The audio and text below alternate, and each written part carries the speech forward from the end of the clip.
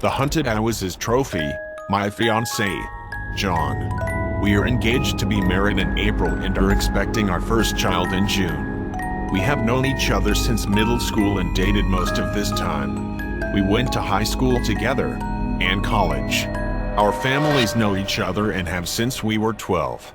We are intertwined, inseparable really, all the time, except for during one activity, the only one thing that he loves as much as me.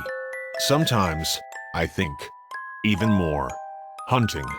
He leaves early in the morning, much before the sun creeps over the ridge, splashing it with life and color. He leaves much before I've managed to crawl out of bed, when the dew still clings to the grass in the yard, much before the world stirs and watches and sees all. And then he's gone, for hours, the whole day, usually. He comes back at night, always, with a trophy, an 8 or 12-point buck. I don't like that he hunts. I never did. I don't think of it as sporting. It's murder, in a way, killing a creature from long range, without any true ability to defend itself. It's like shooting fish in a barrel, I would say to him. Partially in jest, but also to try to dissuade him from hurting any more animals. He would look upset at first, his jaw would clench, and then he would smile and let the anger wash off his face. He is a wonderful man. Otherwise, he cares for me, holds my hand, treats me with decency and respect. We laugh together, we get along tremendously, except for this one thing, this one act. And he wouldn't stop, no matter how hard I tried. Not even for me. This went on for years. The same story most every weekend during hunting season. Left in the morning, back in the evening. Trophy for the wall. We started running out of space, and he moved some of them to our unfinished basement with his tools and workbench. He made sure there was always a place for his trophies on the wall. Always. There was one spot, in particular, that always stood out to me. Blank. Empty.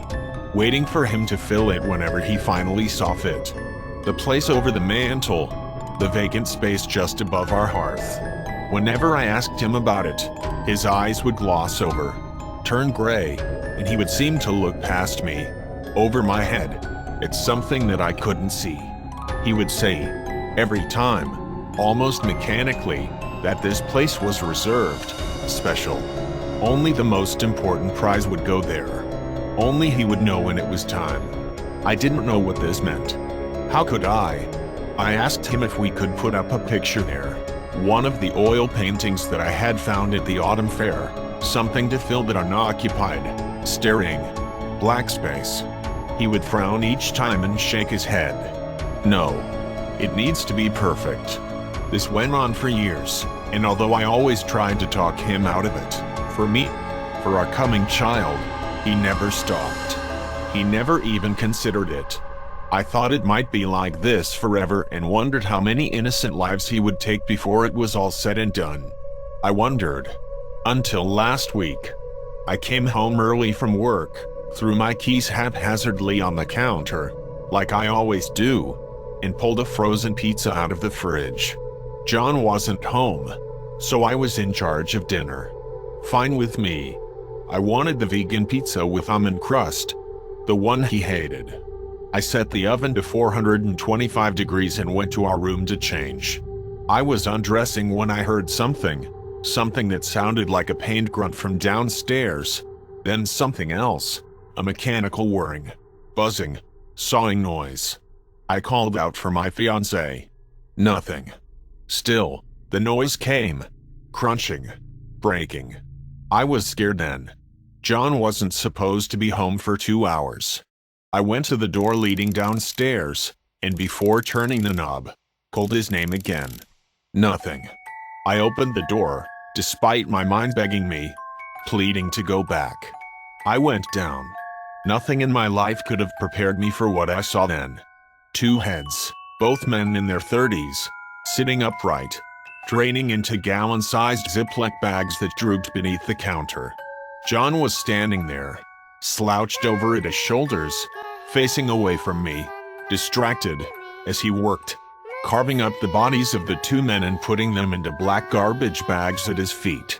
There was something else too. Two deer heads, bucks with bright white antlers that shot out of their scalps like limbs. He grabbed one of the dehydrated heads by its hair and began stuffing it up and into the deer's skin, behind its bones, behind its eyes. A trophy. For the wall. I must have gasped, or made some sort of horrified sound, because he spoke then, with his back turned to me, never moving. I knew today was coming, he said, his voice teetering on insanity. Today is perfection. He spun then, so quickly that he almost lost his footing, covered in blood, and stared at me with beady black eyes and a hollow face streaked in scarlet. Today, you go on the mantle. He started after me then, and I ran, as I had never run before, up the stairs and out that door, which I slammed and barred shut behind me. As I ran out of the front door and into the night, I heard him drive his hacksaw into the wood, spitting huge splinters onto the ground below. It could have been my mind playing tricks on me, but I thought I heard him howling. I made it to the neighbor's house before he could find me, and luckily, they let me in. We called the police, and they came quickly when they heard what I had to say. He was gone before they arrived, but his trophies remained.